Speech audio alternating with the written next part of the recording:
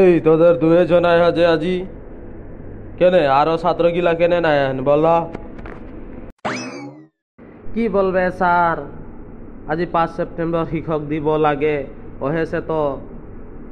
ছাত্রগিলা নাই আইহেন এনে লকডাউন में स्कूल নাই হতে হলে भी হাঁদের দুইজন সোচলি হাঁদের স্যারকে আজি যাইকে इतना दिन भूल चूक কিবা একটা করি ওকার জন্য মাফি মাংবো আর হাঁদের দিকে से কিবা একটা দেব বলকে শিক্ষক দিব হিসাব से হাঁদের দুইজন আই ही। ठीक है तो बोल की बात है कोनो बात है किबा है हले पूछ लेवा স্যার এই শিক্ষক দিব কালে মানায় आदमी गिला मतलब आदमी तो नहीं मानेन छात्र और शिक्षक स्कूल में ही मानाय बोल तो शिक्षक দিব কি জনে মানায় তবে শুনবা মই বলতে ওটা ভাল সে শুনবা দুইও ঝান যে মান নাই আহেন ওদের তো নাই গম পাবেন আহা বছর গম পাবেন হলে মই বলবো ভালসে তো डॉक्टर सर्वपल्ली राधाकृष्ण 5 सेप्टेम्बर के दिना जन्म হয় रहे तू एक माने बहुत ভাল শিক্ষক रहे माने छात्र गिला के भाल से पढ़ात रहे कठिन कठिन शब्द गिला के माने एकदम सरल भाषा से बुझात रहे तो उस हिसाब से मतलब सबे जन के ভাল पात रहे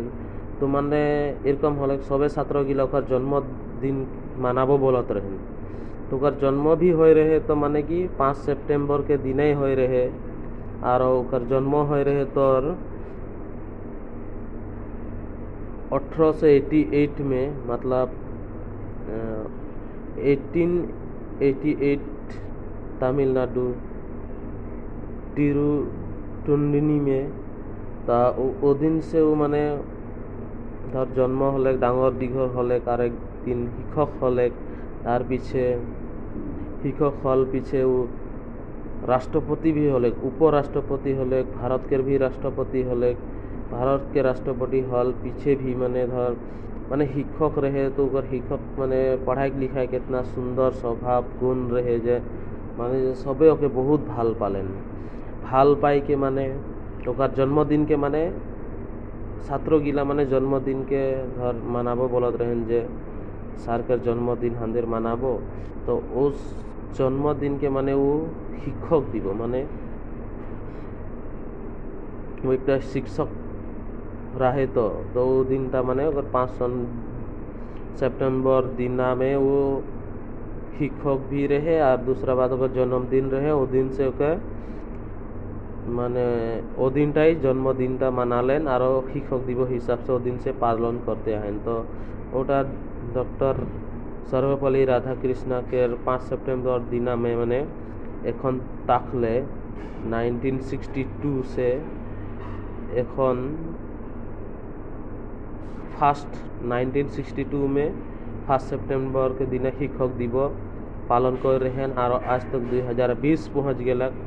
माने ओटा पालन करते हैं।